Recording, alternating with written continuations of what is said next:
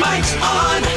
All right, we're on to between Yankee games. Yankees win the first game 7-4. Mets have the day off. Yanks get ready for game 2 tonight with Germán on the mound as they try to see if they can sweep the Tigers in Detroit after winning today. As we gave you the lineup, Torres will be batting fifth at shortstop in the second game of the doubleheader. You have hockey tonight, Washington up 2-1. I'm rooting for Washington. I have all along. I want to see Ovechkin finally win. So we'll see what happens there. Basketball, we know what's going on there. It's 2-love and not looking very good. Game 3 will either breathe some life in the series.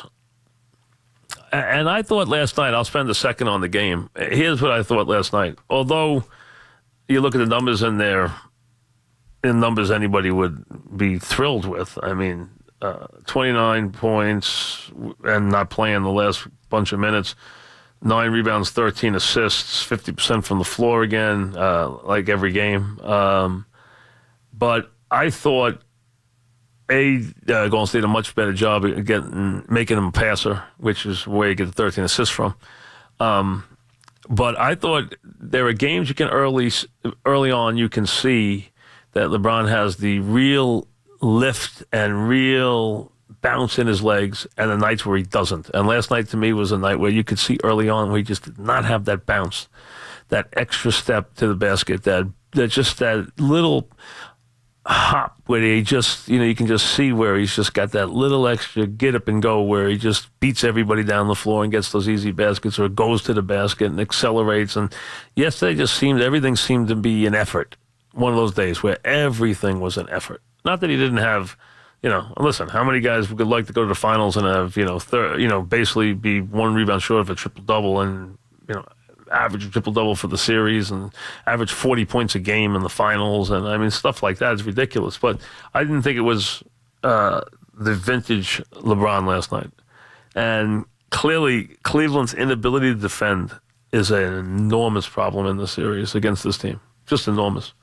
And you saw it last night with how many guys. I mean, when a Livingston comes off the bench, and now you get the word that Iguodala's playing game 3. So that's another thorn in the side because he's just, a very, very good role player. He can also play well against LeBron. And, Kerr said after game 1, we were not going to let him, push us around like that again. So they're going to be giving guys more shots. And last night, Love gave them some points and did a good job. Hill made a couple of baskets. He did a decent job. But they had too many guys last night who didn't give them anything. And, they need to hit some shots. I mean, that's all there is to it. Plus, their defense. The 4 guys I gave it, Durant, Thompson, McGee, and Livingston, 29 out of 38. That's 76%. You can't beat a team that's doing that. Gerard in Englishtown. What's up, Gerard?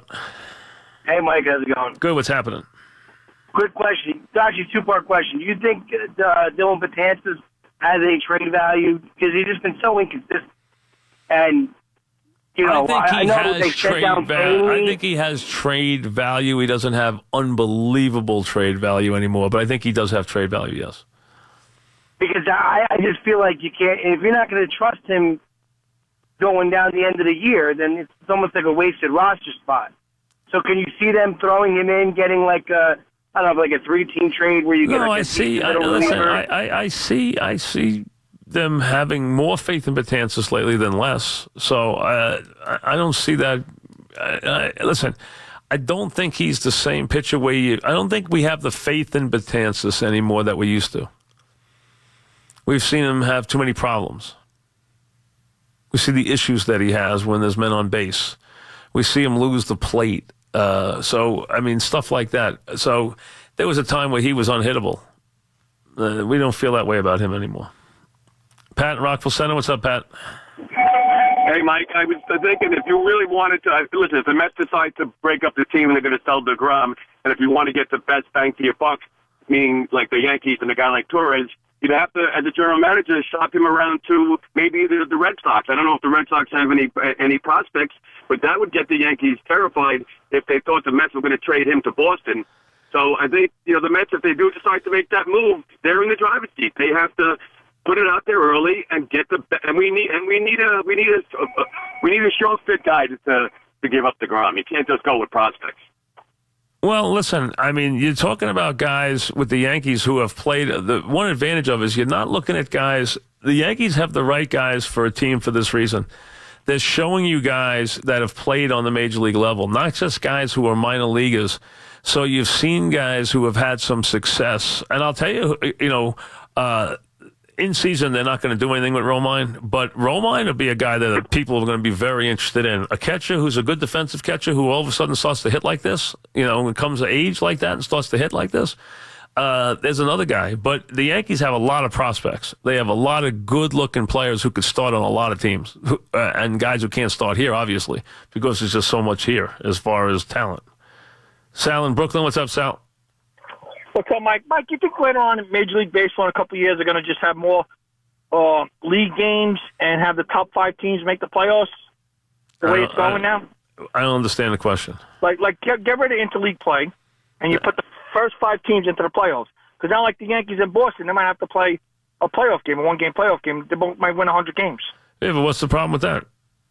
One-game playoff, you have to win 100 games? Sal, it used to be that you'd win 100 games and not go to the playoffs at all. I understand it, but everything's changing. But isn't this better? I think it's that much better. Well, a second. If you got a chance... or the lower wild teams got to win two, but just like they had the College World Series, and the upper teams got to win one? No, we got to win one game. I love the system the way it is now. Win your division. You're right. It is a little exciting. I mean, win your division. If you can't win your division, you're lucky you're in the playoffs at all. What about when you couldn't get in the playoffs?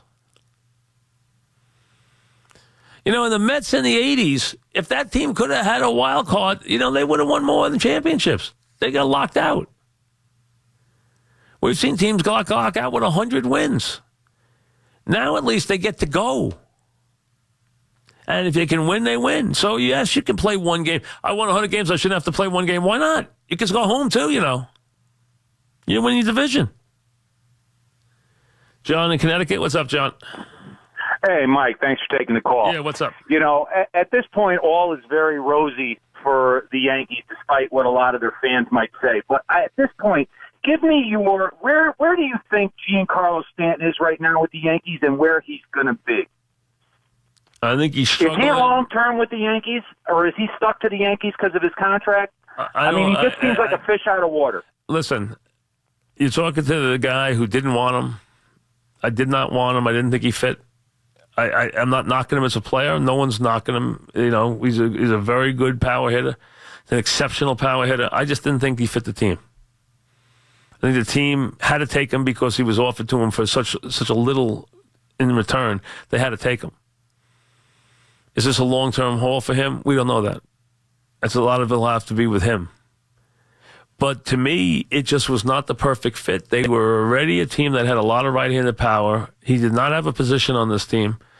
Okay, his best position is right field. They already have a right fielder. I mean, so there was not a perfect fit here with him. You have a DH spot where the catcher needs to have the DH spot a decent amount of the time. So to me, it was never perfect. Jason in Clifton, what's up, Jason? Hey, Mike, since the 80s, I think the 11 or 12 franchises have won the NBA playoffs. And when you assembled this Warriors team, you added Durant, Mike. It basically made it an impossible team to beat. You may get close, Mike, but realistically, look at the all-star appearances on that team. Durant, 8 or 9, right? I mean, Curry, Draymond Green. You put together an all-star team, Mike. So I could understand when, teams have a good run and so forth. But it's really not even fair competition. It's not. And listen, I didn't want to see this year.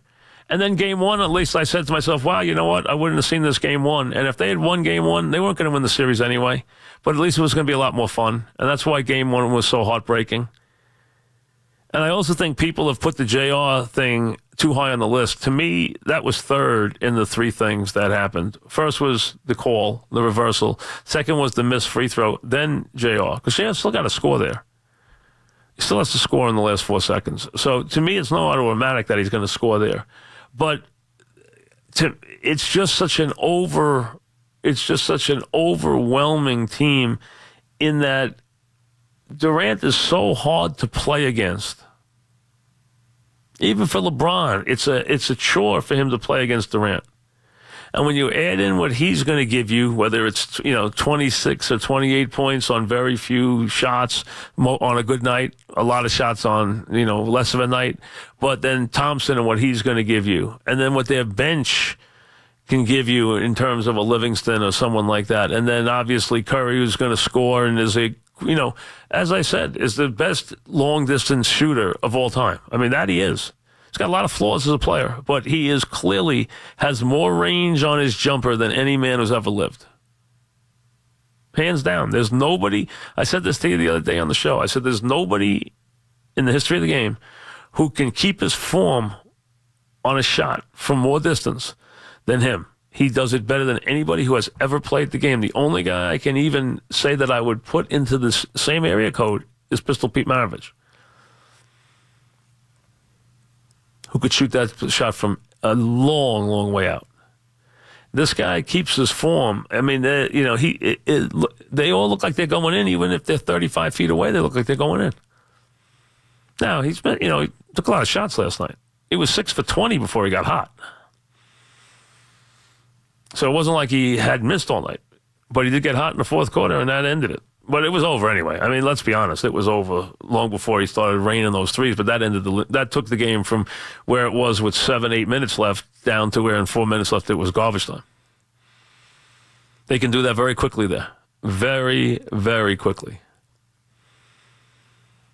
I think the thing that has to happen for them to win Game 3 is a couple of things. Number one, they have to give Thompson major minutes because they have no defense without him. They have got to get him to be a rim protector. He has got to be on the floor for major, major minutes. That's number one.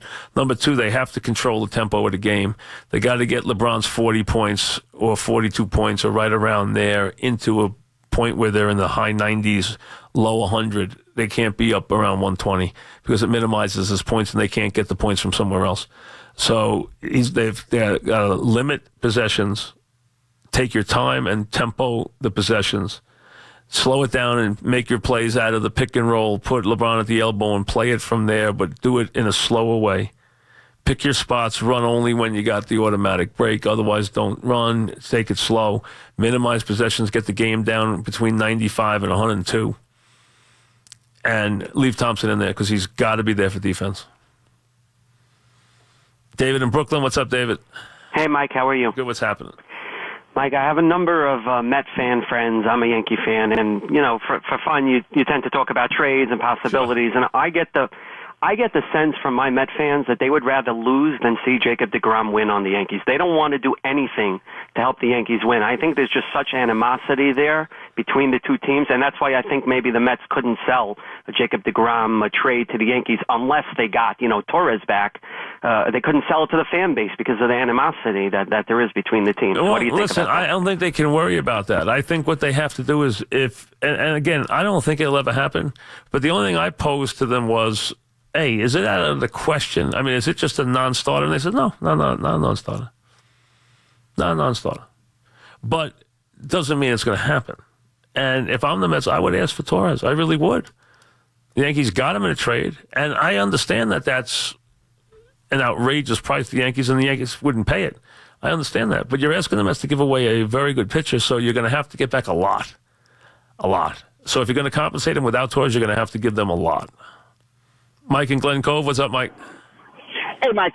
Two points about the Mets. Number one is I am good friends with a season ticket holder, and I remember when Sandy first started, there were 3 high-level executives, and he said all 3 of them could be general managers, and they were going to build a farm system. They failed miserably at that. Secondly is this, you can say what you want about Terry Collins. He didn't have a major league roster until July of 2015 when he took the team to a World Series. it doesn't look like these guys want to play for the new coach. They're another ragtag team.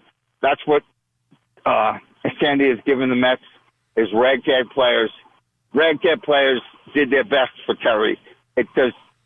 I've really just gotten disappointed with watching the Mets because it doesn't look like they're playing for the guy. I think there's something to that. I think they did. Everyone knocked Terry. Terry seemed to get a lot out of those players. And I'll tell you, they were a lot more exciting and a lot more fun when Terry was there.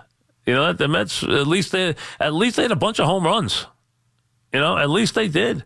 At least I heard that Terry, all I heard in the wintertime was that Cespedes and Terry never connected. Well, all I know is I saw a lot better Cespedes there than I'm seeing now. I saw Cespedes carry that club when Terry was there and carry him a long way. I haven't seen that now. So let me see that now. Let me see that Cespedes. Find that Cespedes for me. Figure out what's going on with Bruce and Conforto. I don't know what's going on with these guys. And then there's a lot of fundamental mistakes the Mets make, a ton of them.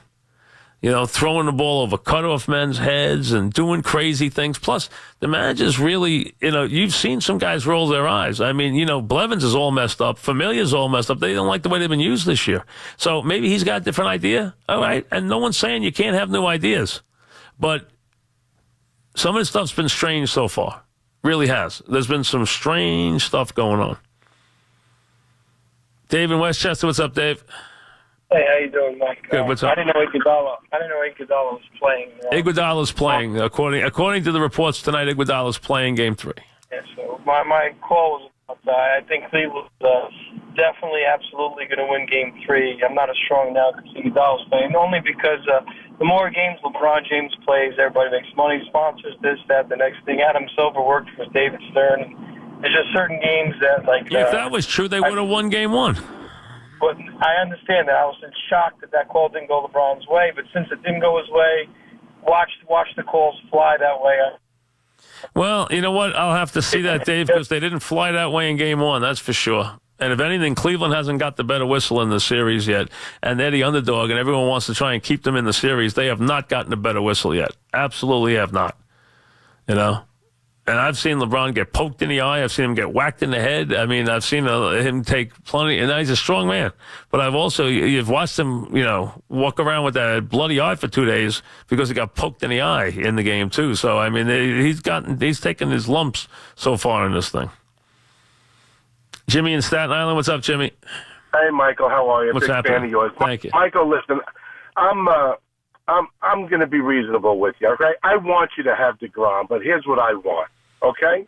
I want the kid, Flint Frazier. The kid's going to be a great hitter. We know that. Okay? I want that kid Sheffield you got in the mind because we don't know. He's not proven yet on a major league level. So I want this kid. I want Romine because I need a catcher. But here's the clincher. You give me Hicks or no? I personally give you Hicks in a second. I'm not a big Hicks fan, so I know that Cash is. I'm not. So you know what? I know he gets his on base potential is okay, but to me, he's not a big time hitter. He's a good fielder. He's a really good fielder, but to me, he's a fourth outfielder. He's not an everyday player. He's a fourth outfielder on a good team. Romine right now in season would be impossible. I think the Yankees would not upset that apple cart. Listen, Romine will deserve a chance to go get his own team. I mean, that's only fair. If this year, if the Yankees have a big year and then next year he wants to go find his own team, there's nothing wrong with that, And listen, I don't know if Romine will hit. See, I thought Murphy would hit for sure. Then he went to the Twins, went 0 for 35. At least now he's got 8 home runs in Arizona. So at least because every time I watch Murphy, he hit like crazy. And then he went to the Twins, couldn't hit at all. I always thought Savelli would hit. I thought he'd be an everyday catcher. He is.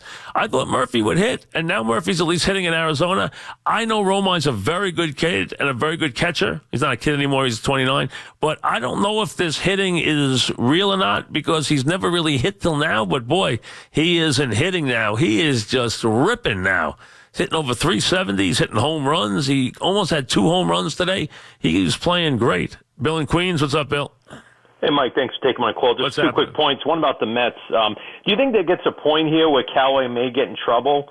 Like if the slide goes, let's say they go down to 10. No, not this year. Not at all? I don't believe this year, no. I don't think they brought him in to get rid of him this year under any circumstances. And as far as the finals is concerned, do you think the way they finish up will play anywhere, as far as where LeBron goes? I have no idea about that. Your guess is as good as mine. I don't know what would. I think it's different if he won. Now, we all know he's not going to win. So being short of winning, I don't know what will impact his year. I don't know what he's thinking.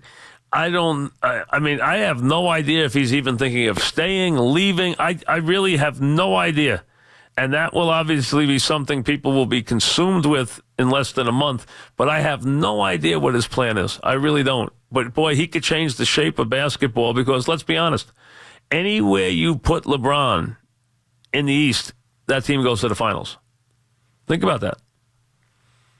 You put him on a team in the East, the team goes to the finals. Now, that could change next year if Boston turns out to be healthy and as good as we think they're going to be.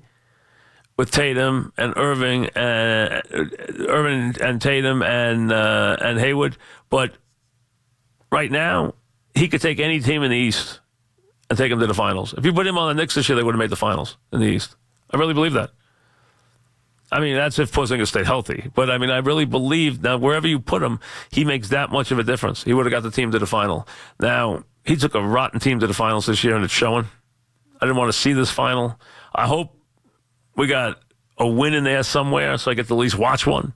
But, boy, last night, not a fun game to watch. I never, for 1 second, not 1 second did I have a feeling that Cleveland would win that game last night. Not for 1 minute did I say, oh, wow, they got a chance here. Never said that. Never thought it. Not even thought it once.